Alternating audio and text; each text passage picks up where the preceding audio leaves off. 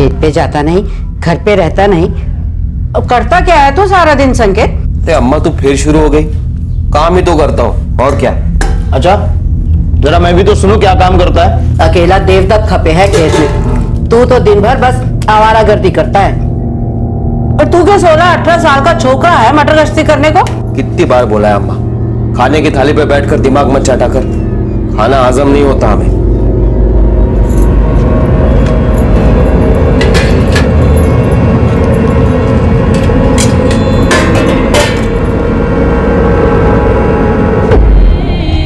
क्यों रे, कहाँ लेके जा रही है ये खाना? अम्मा एक रोटी और जरा सा साग ही तो है। बड़ी दया आ रही है। वो 7 दिनों से भूखी है। तुझे भी रहना है उसके संग? बड़ी आई दयावान कहीं की। अरे तेरा भी खाना पानी बंद कर दूंगी ना, तब तेरी अकल ठिकाने आएगी। चला खाना।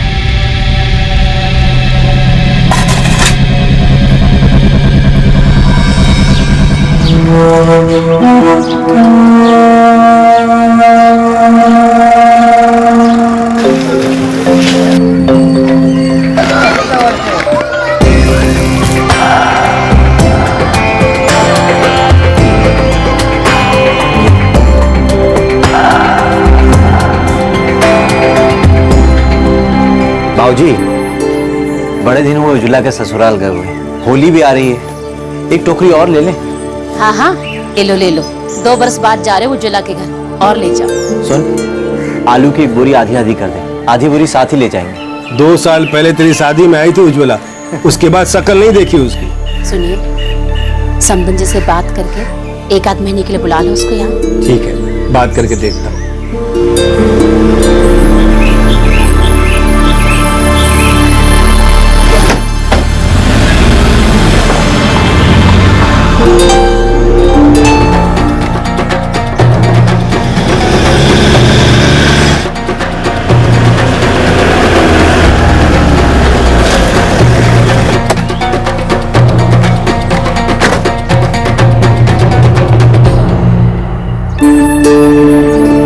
थोड़ा बहुत आपके लिए लाए हैं समधन जी, इस बार भगवान की कृपा रही, फसल अच्छी आई। बड़ा अच्छा किया जी, बड़ी मेहरबानी की। समधन जी, बिटिया नजर नहीं आ रही। काम में लगी होगी कहीं। बुला दीजिए उसे, अब आए हैं तो मिलकर जाएंगे। ससुर जी, ये सब्जियां फल ये सब तो ठीक है, पर अब इतने से काम नहीं चलेगा। मैं समझा नहीं। 3 बरस हो गए मेरे और उज्ज्वला के ब्याह को। जब भी आप आते हैं तब ये सब्जी और फल लेके चले आते हैं। भिखारी समझ के रखा है क्या आपने हमें? अरे कैसी बातें कर रहे संकेत जी आप? कभी पूछा है आपने कि आपके दामाद को क्या चाहिए? बोलिए ना, क्या चाहिए आपको? हमारी खेती के लिए एक ट्रैक्टर, एक फटफटी और एक कलर टीवी। जमाना कितना बदल गया है, अपनी बेटी को इतना भी नहीं दोगे? ये प्याज और ये तरकारी तो हमारे खेत में भी उगता है। जो मांगा है वो दे दो और फिर तभी आना इस घर में। उससे पहले बेटी की सूरत देखना भी नसीब नहीं होगा। जय राम जी की। इस बार एक बाप में इतनी ताकत नहीं थी कि वो अपनी बेटी के ससुराल वालों की मांगों को पूरा कर सके। 3 साल पहले झुका था वो।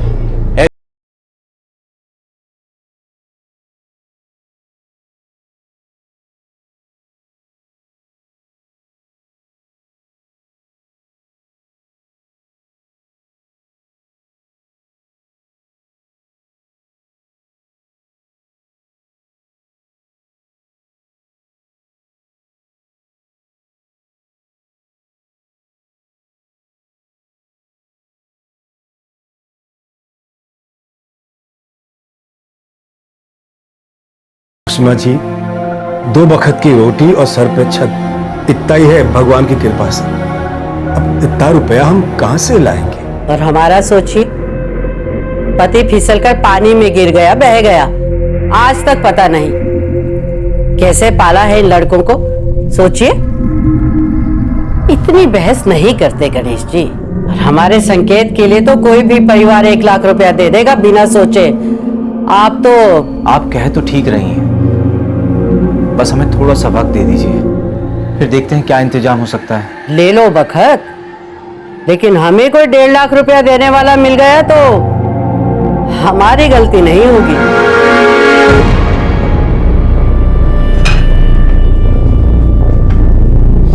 रिश्ता अच्छा है, लड़का भी अच्छा है, बिटिया खुश रहेगी। कैसे भी करके पैसे दे दो।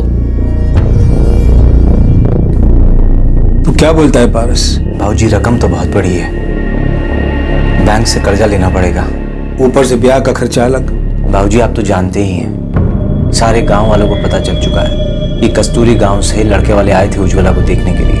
अब अगर लाख रुपए के चक्कर में बात नहीं बनी तो पूरे गांव में बदनामी हो जाएगी। मैं तो कहता हूँ कर्जा ले लेते हैं।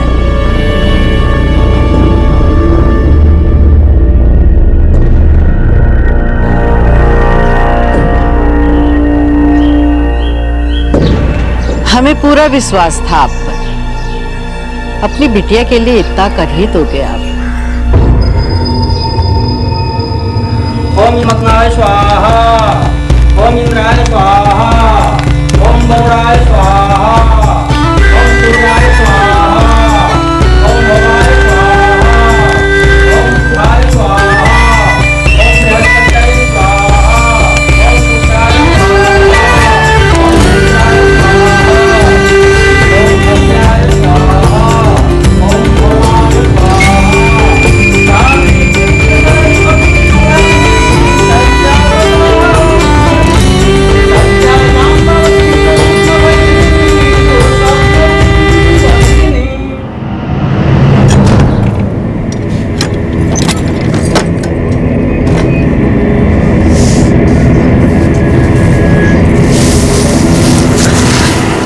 दीदी, दीदी, कुछ खाना दे दो। बहुत दिन से कुछ नहीं खाया। मैं हाथ जोड़ती हूँ, खाना दे दो दीदी, कुछ खाना दे दो।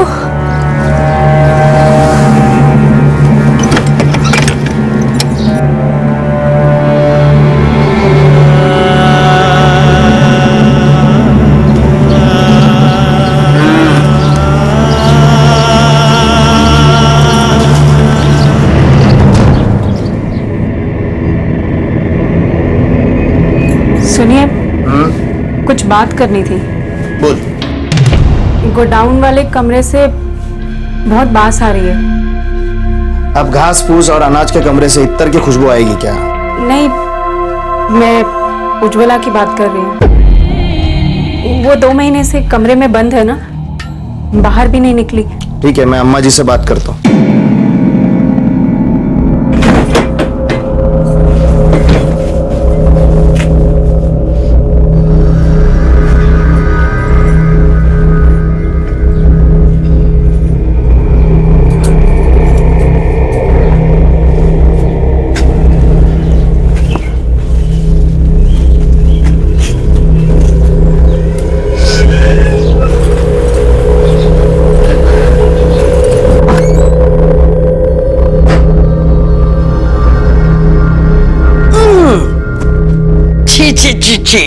कितनी बदबू मार रही है। जल्दी लेके जाए इसे गुसल खाने में।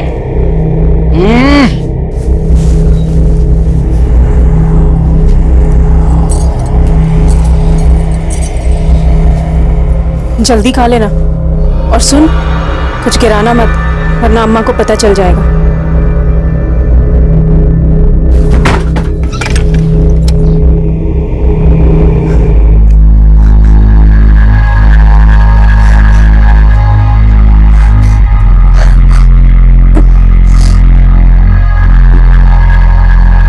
उज्ज्वला के लिए ससुराल वालों का यह क्रूर व्यवहार सिर्फ इसलिए था क्योंकि उसने अपने पिता से ससुराल वालों की मांगे पूरी करवाने से इनकार कर दिया था। लेकिन अब उसके पिता को भी उसके ससुराल वालों की मांगों के बारे में पता चल चुका था, जिसे पूरा करने की उनकी हैसियत नहीं थी। लेकिन जब संकेत ने उज्ज्वला से शादी की थी, क्या तब उज्ज्वला के परिवार वालों ने उनकी मांगे पूरी नहीं की थी?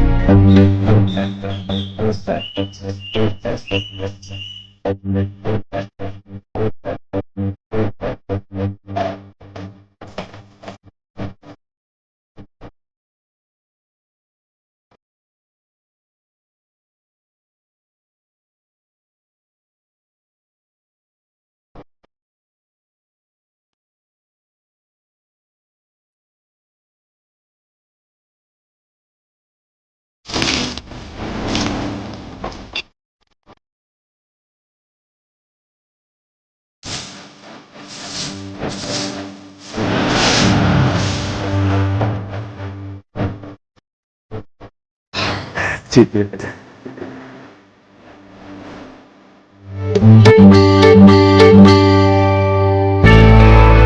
समधन जी, सबको आना है। जरूर आएंगे, पारस का ब्याह है, सारे आएंगे।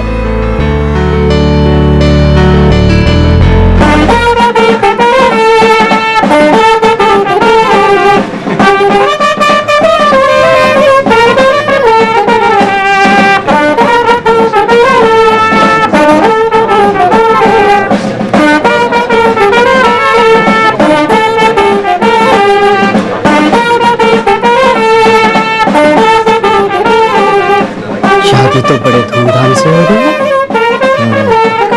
पैसा तो पानी की तरह बहाया है लड़की वालों ने। मालदार है क्या लड़की के मायके वाले? हमसे पूछ रहे तो तुझे पता होना चाहिए था ना।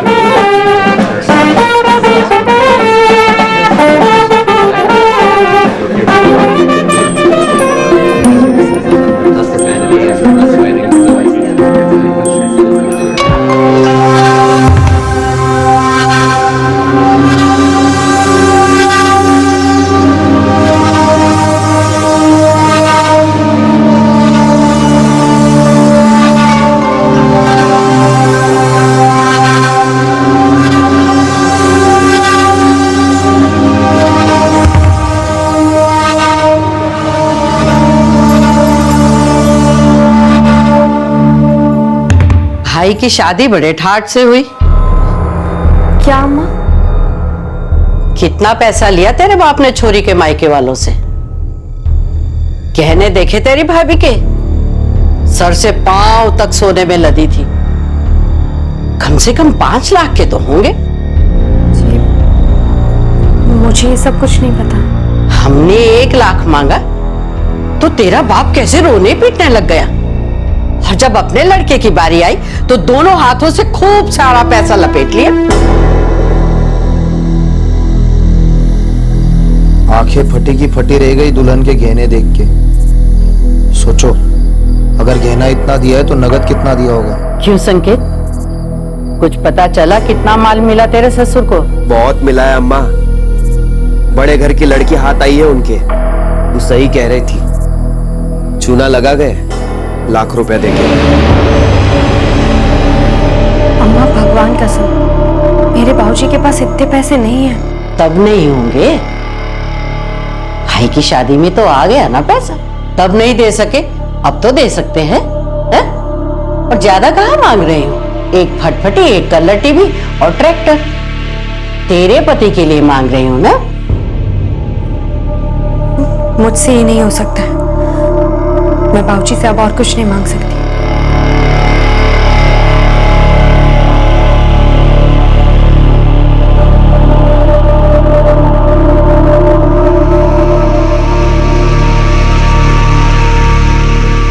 मेरे बाबूजी के पास कुछ नहीं है। वो इतने अमीर आदमी नहीं है। इतना सब कुछ कहाँ से देंगे वो? आप तो मेरी बात समझने की कोशिश करो।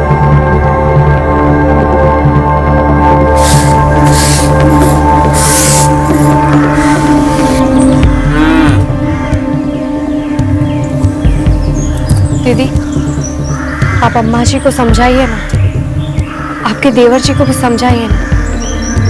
घर में कोई मुझसे सीधे मुंह बात तक नहीं कर रहा। तो मैं क्या करूं? घर में झगड़े लगवाऊं क्या? तो इन सब चीजों में मुझे बीच में मत डाल। बात कर लेना अपने घर वालों से और दिलवा दे उन्हें जो चाहिए, वरना ये लोग क्या करेंगे मुझे नहीं पता।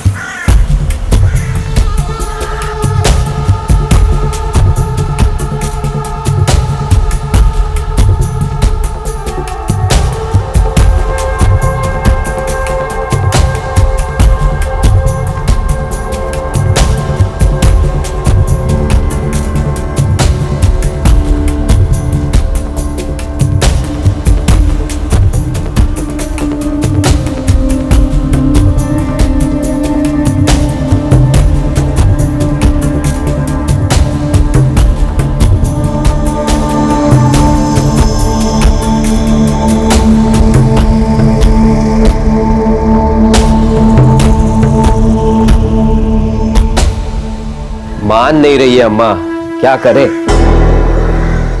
ये घर उसके हिसाब से तो नहीं चलेगा। हमें जो चाहिए वो उसे अपने बाप के घर से लेकर आना ही पड़ेगा। अम्मा, उज्ज्वला पेट से है।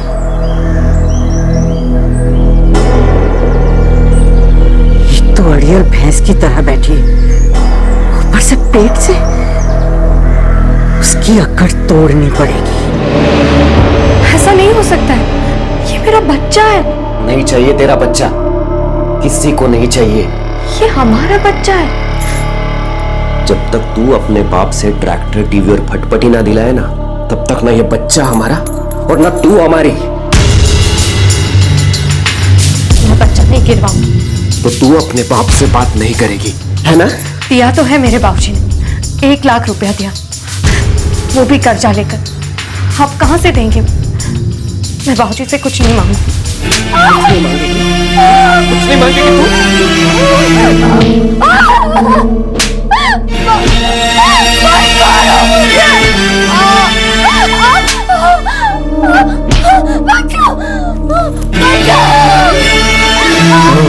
उज्ज्वला पेट से है, कहीं उसे कुछ हो गया तो? किसी को नहीं चाहिए उसका बच्चा। सो जा चुपचाप।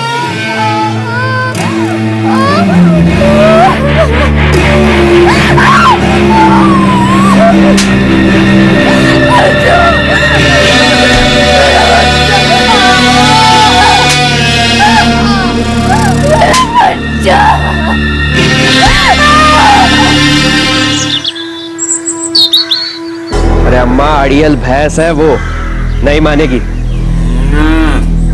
तो ठीक है, जैसा करेगी वैसा भरेगी। किसी भी इंसान के साथ इस तरह का बर्ताव होते देखकर दूसरा कोई भी इंसान सहम जाएगा। उन लोगों को, उन परिवार वालों को, उन पतियों को, पति के उन रिश्तेदारों को जो किसी दूसरे की बेटी को दहेज के लिए इतनी तकलीफ देते हैं, उन्हें क्या कहें हम? जो समझते हैं कि दहेज लेना उनका हक है, जो अपने बेटों का सौदा करते हैं, उन्हें बेचते हैं, ऐसे लोगों को क्या नाम दें हम? उज्ज्वला ने बहुत सहा, लेकिन आखिर उसने फैसला किया कि अब वो और नहीं सहेगी। ये मेरा बच्चा है, इसे मैं कुछ नहीं होने दूंगी। अगर आप सबको लगता है कि मेरे बाबूजी ने जो कुछ भी दिया वो कम है, तो इसमें मेरी कोई गलती नहीं है। इनको काम नहीं करना है, पता नहीं क्या करते रहते हैं दिन भर। इन्हें समझाने की वजह आप मुझे कह रहे हैं कि मैं अपने बाबूजी से पैसे मांगू, और जबरदस्ती कर रहे हैं कि मैं अपना बच्चा भी गिरा दूं। आप मेरी बड़ी बहन जैसी, लेकिन आपको तो अपनी पड़ी है। आपको अम्मा जी की नाराजगी पसंद नहीं है। आज मेरा बच्चा गिराने की साजिश में आप भी इन सब का साथ दे रही है कि आप बची रहे और जेठ जी आप पर दबाव ना डाले कि आप भी आपके मायके से कुछ ले आओ। आप और जेठ जी तो खुशी हो जाएंगे अगर मेरा बच्चा मर गया तो, क्योंकि आपका बच्चा जो नहीं, अगर मेरा बच्चा हो गया आप लोगों की इज्जत कम हो जाएगी ना घर में। मैं जा रही हूँ आपका घर छोड़ के, अपने बाबूजी के। जानती हूँ उनके लिए बहुत मुश्किल होगा, बहुत बदनामी होगी उनकी। अगर बेटी ससुराल से वापस लौटती है तो चारों तरफ बातें होती हैं, लेकिन कोई बात नहीं, वो समझ जाएंगे। बेटी हूं ना मैं उनकी, जा रही हूँ।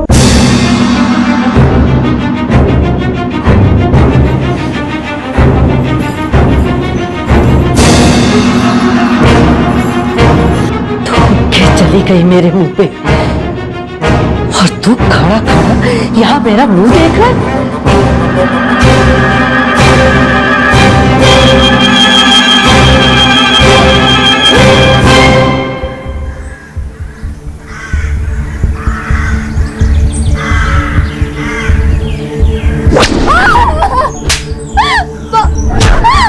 मारो मुझे।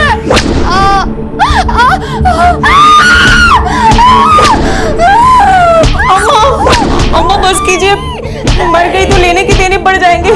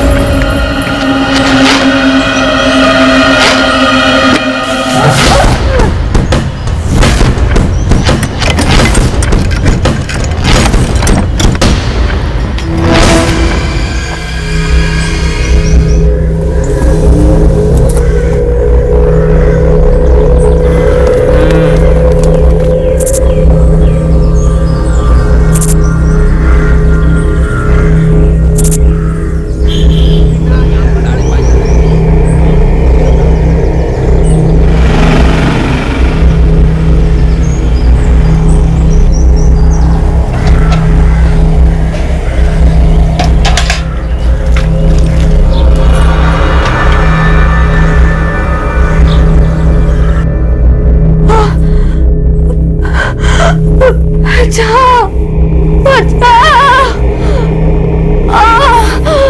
दीदी बचाओ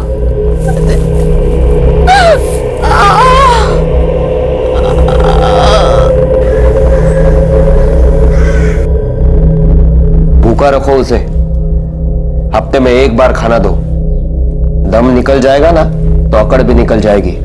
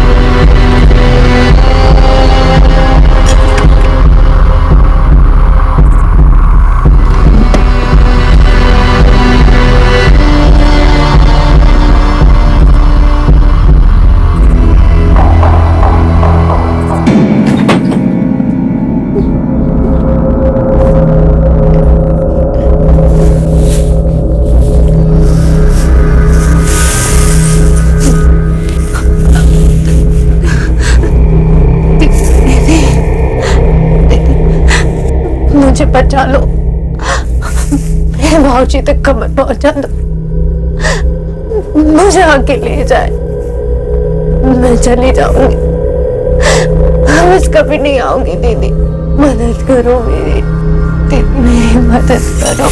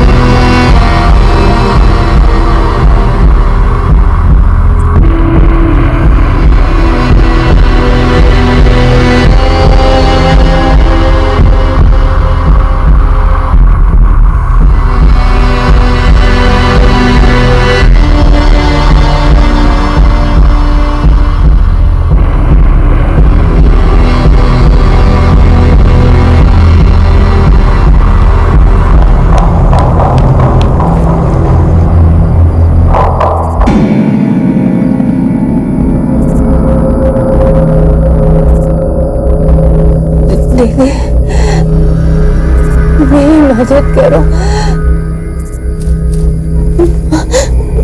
मुझ में उठने तक की ताकत नहीं है। मुझे मेरे घर तक पहुंचा दो।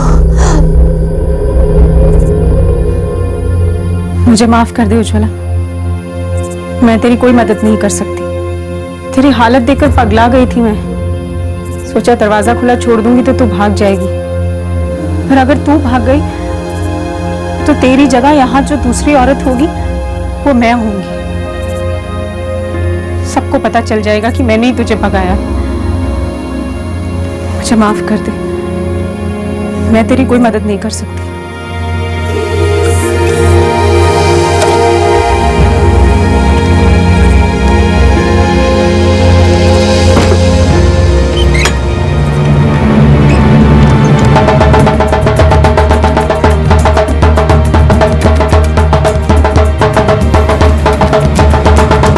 दो 2011 में होली से कुछ दिन पहले उज्ज्वला के पिता और भाई को उसके ससुराल वालों ने वापस भेज दिया, ये कहकर कि वो उज्ज्वला से तभी मिल सकते हैं जब वो उनकी मांगे पूरी करेंगे। मजबूर पिता और भाई वहां से लौट आए।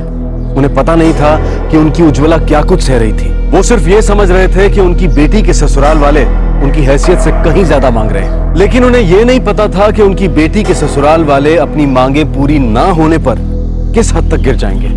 दामाद जी को कैसे समझाए कि खेती बाड़ी में उतनी कमाई कहाँ है। फसल अच्छी आई है पर उतनी भी नहीं कि उन्हें ट्रैक्टर, टीवी और मोटरसाइकिल खरीद के दे। उज्ज्वला बाहर भी ना आई मिलने? नहीं अम्मा, वो खुद बाहर नहीं आई या फिर उसे आने नहीं दिया, कुछ नहीं पता। 2-4 दिन जाने दो। बिटिया के ससुराल वाले अभी गुस्से में हैं। अभी मिलने की जिद ना करो, आखिर जिंदगी तो वहीं गुजारनी है उज्ज्वला को।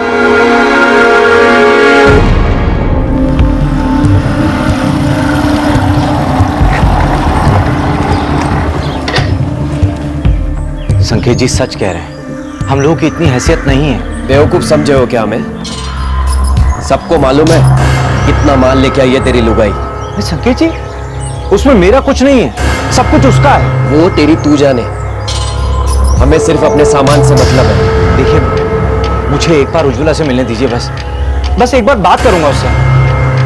देख, पहले सब सामान ले आ और उसके बाद मिल लेना उससे। कैसी बातें कर रहे हैं आप? मेरी बहन है वो, हटी मुझे उससे मिलना है।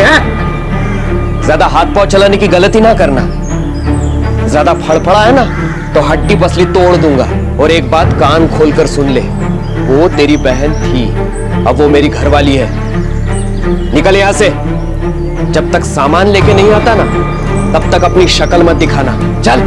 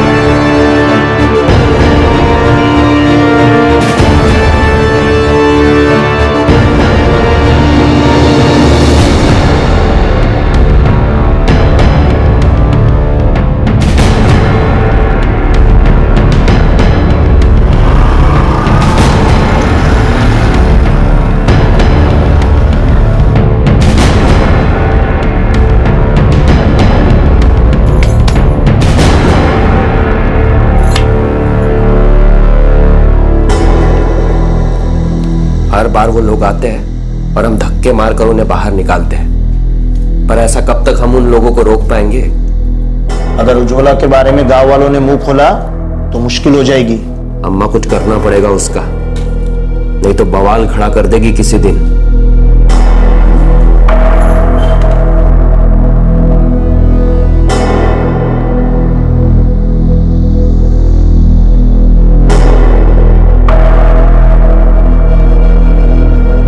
धुरीपुर में तुम्हारे फूफा रहते हैं, उनसे बात करो,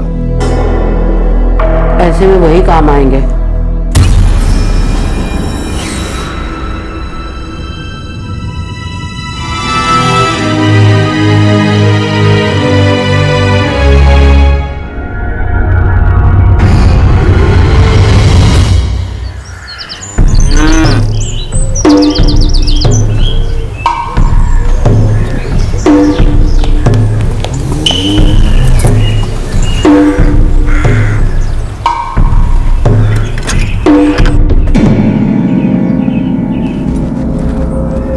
उज्ज्वला, चल उठ नहा ले।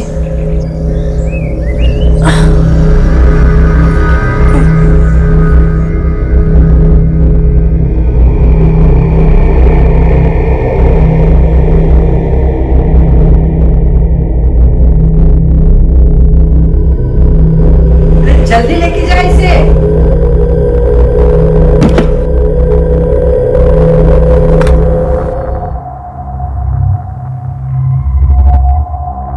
खा ले, तेरे लिए है। और 3 दिन बाद देवर जी तुझे तेरे मायके छोड़ाएंगे।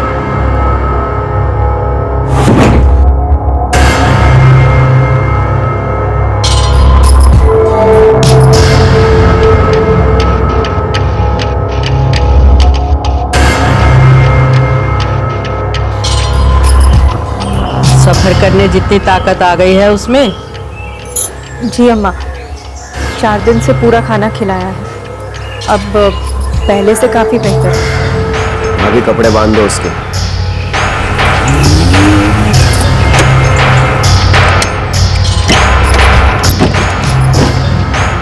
चल।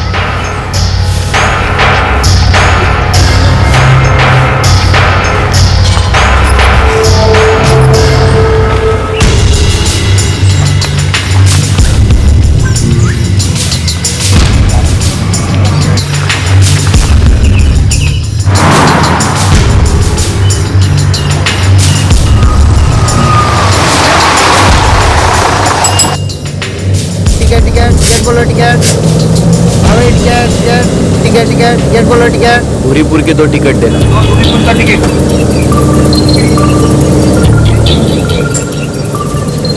धुरीपुर? लेकिन मेरा गांव तो मिलान बारा में। अरे वही ले जाऊंगा, अभी चुपचाप बैठ तू। ज्यादा आवाज की ना तो तू जानती है क्या हाल होगा तेरा।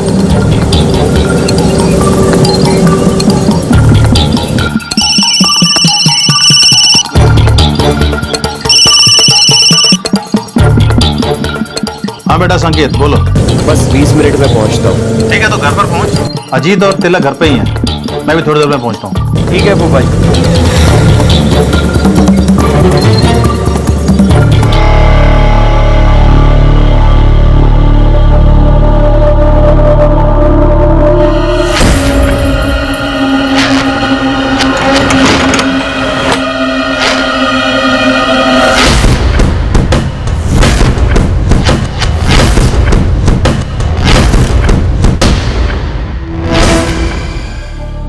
अपने गांव में नहीं कर सकता मैं ये काम, इसीलिए आपके पास आया हूं। इसका बाप तो कुछ नहीं देने वाला, वैसे भी इसे साथ में रखकर क्या करूंगा, इसीलिए आप जो ठीक समझे कीजिए।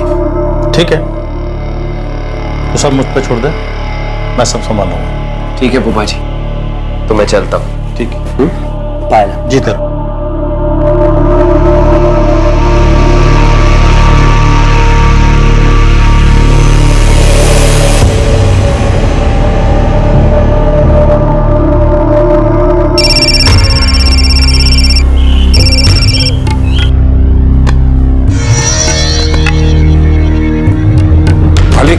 सुखलाल जी का फोन है। हाँ बोलिए सुखलाल जी। नमस्कार भीम जी, कल आपसे बात हुई थी ना एक छोकरी के बारे में। हाँ हाँ बोलिए। अब वो आ गई है मेरे पास। और देखो सुखलाल जी, मैं अभी नहीं आ सकता, मेरा कुछ काम भोपाल में अटका है, 2 हफ्ते लगेंगे। लेकिन आपको लड़की पक्का चाहिए ना? हाँ बिल्कुल चाहिए, पक्का समझिए। बस मुझे 2 हफ्ते दे दीजिए, मैं खुद लड़की को लेने आऊंगा। ठीक। लड़की अभी 2 हफ्ते ही रहेगी। क्या करे कुछ समझ में नहीं आता। 4 साल हो गए बिटिया की शादी को और दामाद जी अभी तक अड़े बैठे हैं। बाबूजी बहुत बड़ी भूल हो गई हम लोगों से। नियत तभी पहचान नहीं होती जब लाख रुपए मांगे थे उन लोगों ने। बेटा ये तो नसीब की बात है, होता वही है जो लिखा होता है। चल भाई, यहाँ घर में सर खुजा के बैठने से कोई फायदा नहीं। खेत पे ध्यान नहीं दिया तो यहाँ भी लाले पड़ेंगे। चल।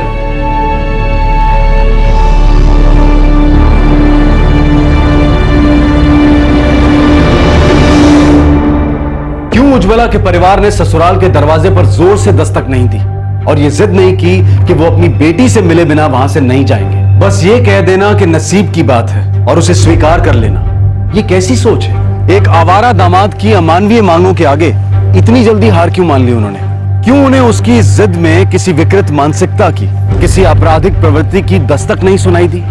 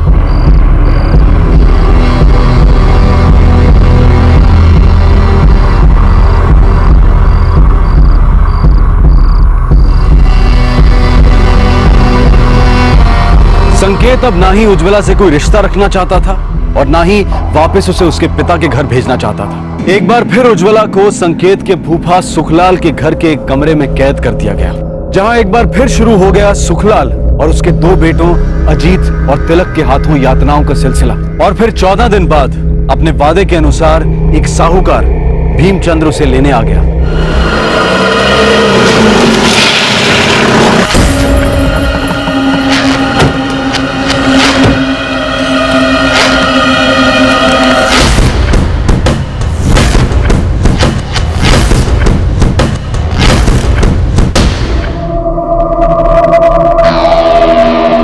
जी, लड़की अंदर है, जाके देख लीजिए।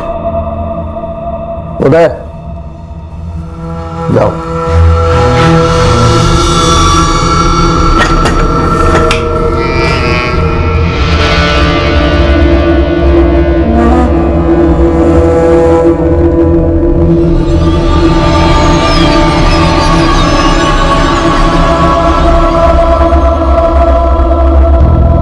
पूरे 25,000 नकद और ये जमीन के कागजात। सुखलाल जी क्या देख रहे हो? सब बराबर है।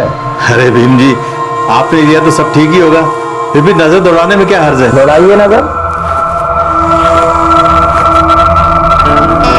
सब ठीक है। लड़की को बोलो जाने के लिए तैयार हो जाए।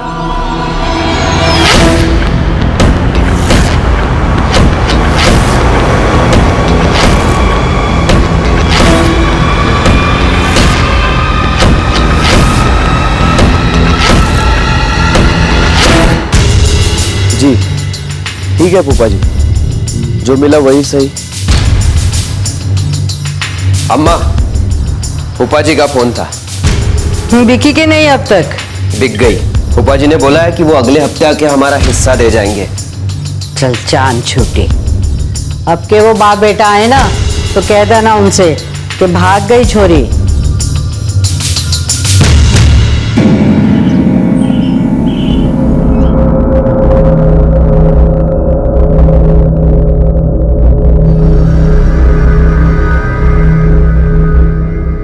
महीना हो गया कर्जा लिए। तो जा लेके आ जा। काय के लिए लिया था कर्जा? ट्रैक्टर के लिए। तो जा उसका ट्रैक्टर उठा ला। जी मालिक। क्या चाहिए तेरे को? कौन है? छोकरी है मालिक। तू जा अपना काम कर। जी मालिक।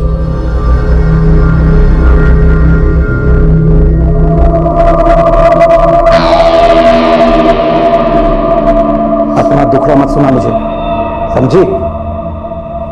खरीदा है तुझे, अब तू नहीं रहेगी। मुझे मेरे बाबूजी के पास जाने दो। सुन छोकरी, अब तू यहाँ आ गई है, अब यहाँ से कहीं नहीं जा सकती, समझी? और रोना धोना बंद कर, चल अपने कमरे में।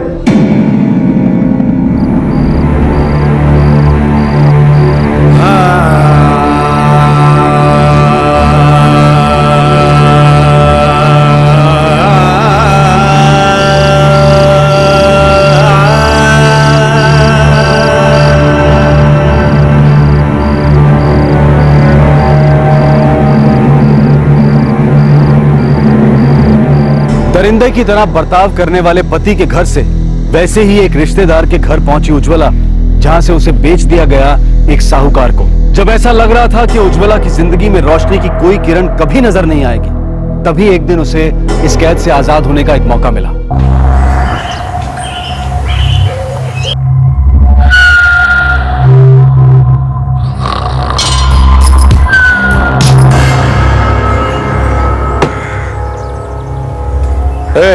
तू भी चल साथ में, आज बड़ी वसूली है। गाड़ी निकाल।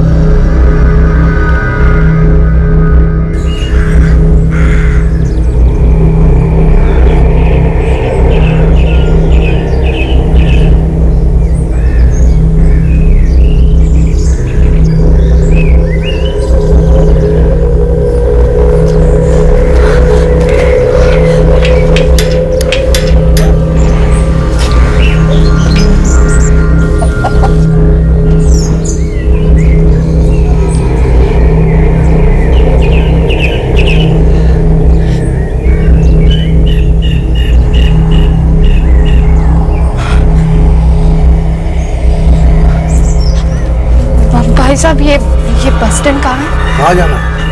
मिलन बारा गांव। अरे तो बड़े बस स्टैंड पर जाना, यहाँ से सीधा जाकर सीधे हाथ पे मुड़ जाना, 10 मिनट का रास्ता है, वहां मिलेगी तुझे मिलन बारा की बस।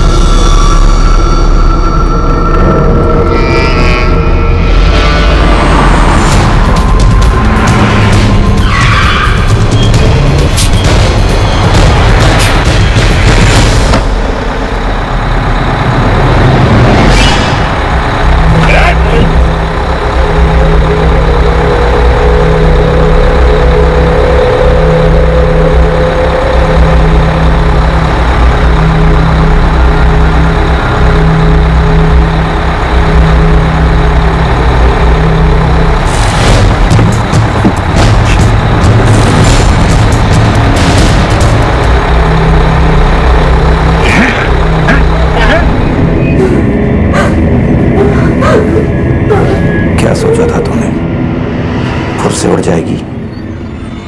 भीम जी के गांव में भीम जी से पूछे बिना पत्ता भी नहीं हिले।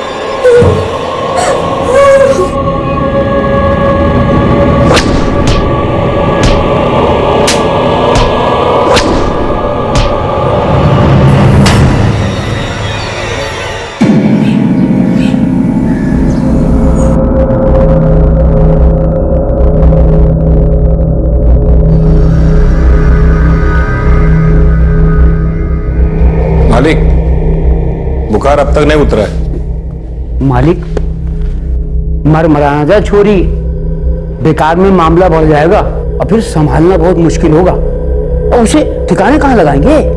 आप हुक्म करो तो दवाखाने ले जाओ। दवा दे देगा डॉक्टर 2-4 दिन की। चले जा, लेकिन ध्यान रखना।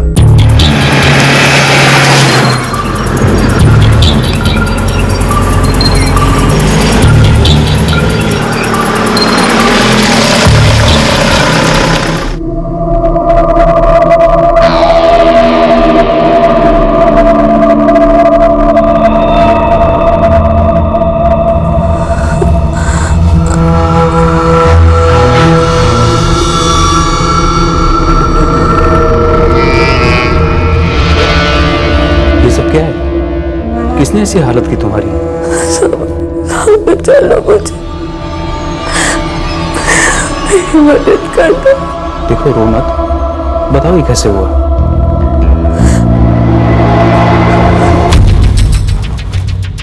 कि क्या हालत की है आपने उस लड़की की? कितने निशान है मारपीट के? और तो वो कह रही थी कि आपने उसे कैद करके रखा हुआ है। जमींदार भीम जी का नाम सुना है डॉक्टर? उसकी औरत है ये। और कुछ पूछना है? सवाल जवाब करना है? ज्यादा पूछताछ करेगा ना तो तेरी पूछताछ करने वाले को तू कहीं नजर नहीं आएगा। समझ गया? चुपचाप इलाज कर। 2-4 दिन की दवा दे दे उसे। जा।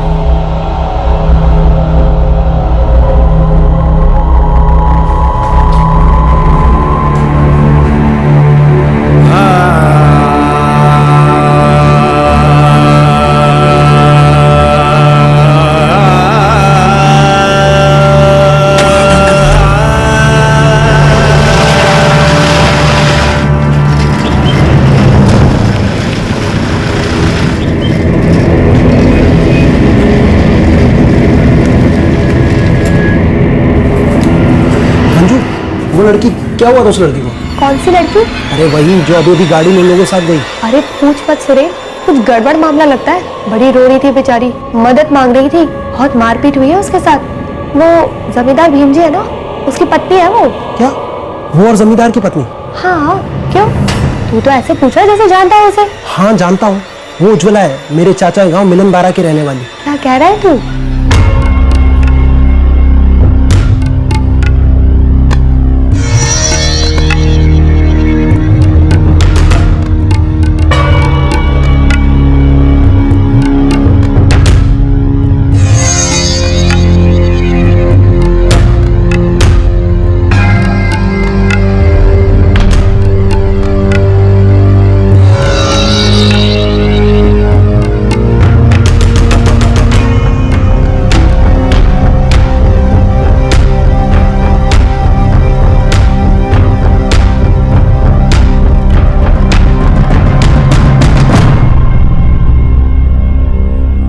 नमस्ते जी, मैं विद्याधर जी का भतीजा हूँ, सुरेन। बैठो ना जी, बोलो क्या बात है?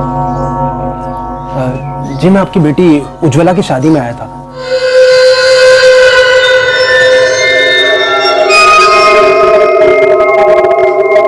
कस्तूरी गांव के संकेत से हुई थी ना उसकी शादी। हाँ लेकिन ये सब क्यों पूछ रहा है? हुआ क्या है? अभी उज्ज्वला कहाँ है? उज्ज्वला अपने ससुराल में होगी, और कहाँ होगी? मुझे नहीं लगता वो अपने ससुराल में। क्या? जी मैं बूना गोंडा के दवाखाने में नौकरी करता हूँ। 2 दिन पहले कुछ लोग आपकी बेटी को इलाज के लिए लाए थे। बहुत बुरी हालत थी उसकी, बहुत मारा गया था उसे। और वो लोग बोल रहे थे कि वो किसी भीमचंद्र नाम के जमींदार की पत्नी है। ये सब क्या बोल रहा है तू? मेरा दिमाग भी ऐसे ही चकरा गया था। फिर मैंने आसपास पूछताछ की तो पता चला कि भीमचंद्र उसे कहीं से खरीद के लाया है। चलो उस संकेत की खबर लेते हैं। चाचा जी ऐसी गलती भूल के ही मत करना, वो लोग बहुत चालाक हैं। अगर उन्हें हल्की सी भनक लग गई ना तो उज्ज्वला को कुछ भी कर सकते हैं। अभी हम सब लोगों को उज्ज्वला को बचाने की सोचनी चाहिए। यह आसान काम नहीं है। भीमचंद एक बहुत बड़ा आदमी है, गांव का साहूकार है।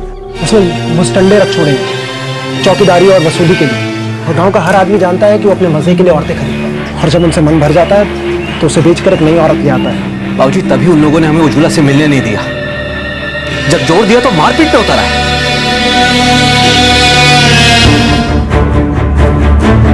अगर सुरेन की बात सही निकली तो हमें उज्ज्वला को बचाना ही होगा।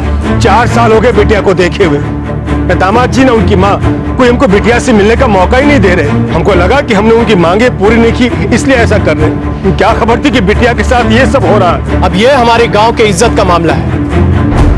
आपकी बेटी हमारी बेटी।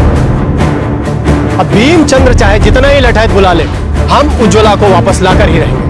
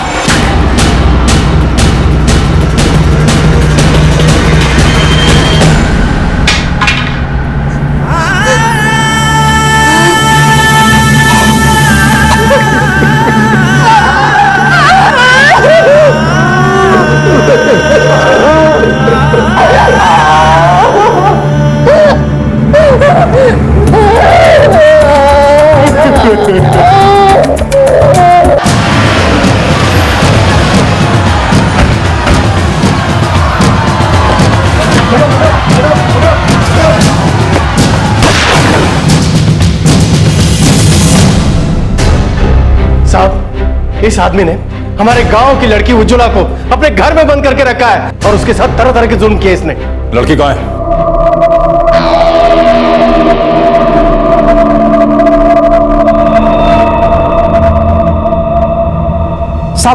साहब इस लड़की को खरीद के लाया था। इंस्पेक्टर साहब आप जरा यहाँ आइए ना, ये बात तो हम लोग आपस में मिलकर निपटा सकते हैं। साहब अगर आपने इसकी बात सुनी या ऐसे निपटने की कोशिश की तो कसम से मैं इसको यही खत्म कर दूंगा। बंद करो ये खून खराबे की धमकियां। पहले मुझे लड़की की ज़बानी सुनना है कि सच क्या है।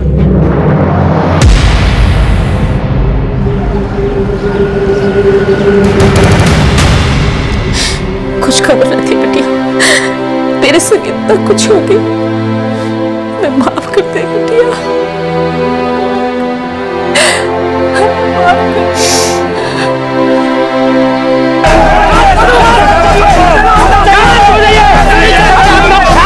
साहब अगर आपने जमींदार और उसके आदमियों को, संकेत और उसके परिवार को पकड़ा नहीं तो हम छोड़ेंगे नहीं किसी को। देखिए साहब अंदर कानूनी कार्रवाई कर रहे हैं, इतना आपको बुलाने की जरूरत नहीं है। आग तो अंदर लगी है साहब, आप अपने हिसाब से बोलिए कि हमें कार्रवाई नहीं चाहिए। अरे हमें इंसाफ चाहिए, हमें सजा दिलवाइए उन लोगों को। अगर आप कुछ नहीं करेंगे तो हम लोग अपने हिसाब से निपटेंगे उन लोगों से। हम सजा देंगे उनको।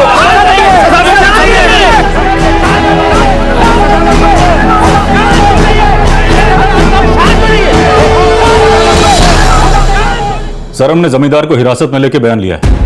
उसने धोरीपुर गांव के एक आदमी सुखलाल को पैसे दिए थे लड़की खरीदने के लिए, और ये जो सुखलाल है सर ये लड़की के पति का फूफा है। लड़की का बयान तो ले लिया है ना? हाँ सर, जानवरों से भी ज्यादा बुरा हाल किया है लड़की। क्या क्या नहीं किया उसके साथ, बहुत बुरी हालत है सर उसकी, और यहाँ के हालात भी बहुत नाजुक है। गाँव वाले बहुत भड़के हुए हैं, अगर बात बढ़ गई तो हाथ से निकल जाएगी। लड़की को मेडिकल के लिए भेज दो, सारे गुनाहगारों को फौरन गिरफ्तार करो, मामला आगे मत जाने दो।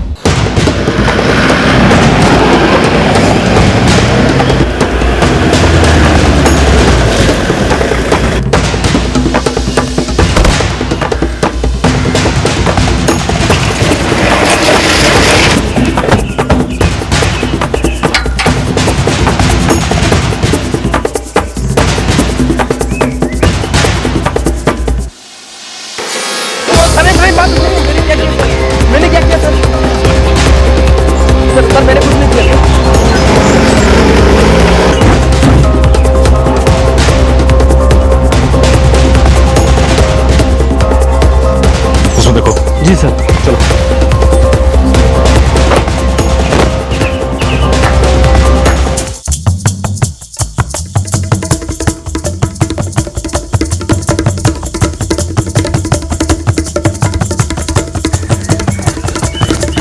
सर, लगता है सारे घर वाले भाग गए, अंदर कोई भी नहीं है। साहब वो तो कल रात ही चले गए थे। अरे जल्दी कर, चलो आओ।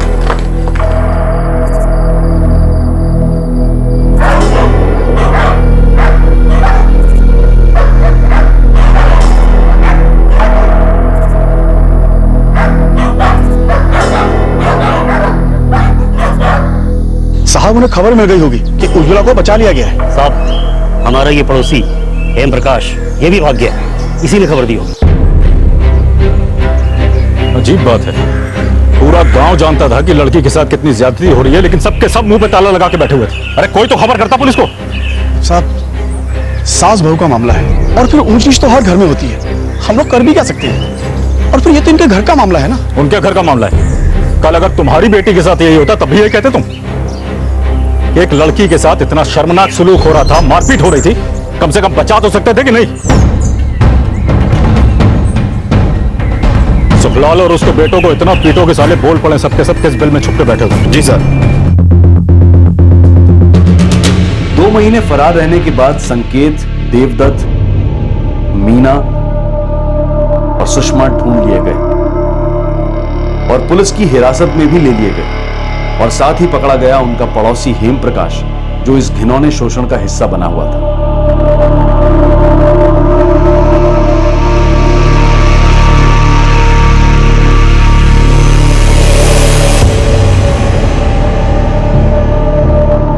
पुलिस को दिए गए बयान में सारे मुजरिमों ने अपने जुर्म को कबूल कर लिया।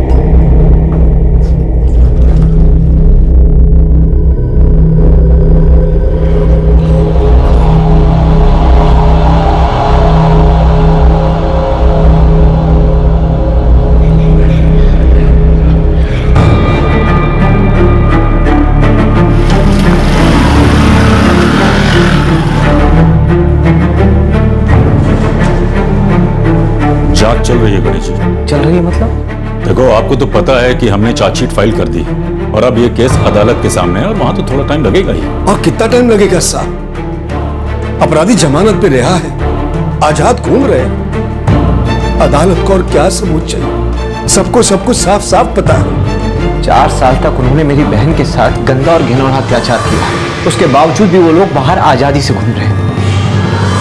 कहाँ है आपका न्याय साहब? देखो कोर्ट कचहरी में थोड़ा वक्त लगता है, आपको थोड़ा धीरज रखना पड़ेगा। फिलहाल मैं बस इतना कह सकता हूं कि आपको न्याय मिलेगा।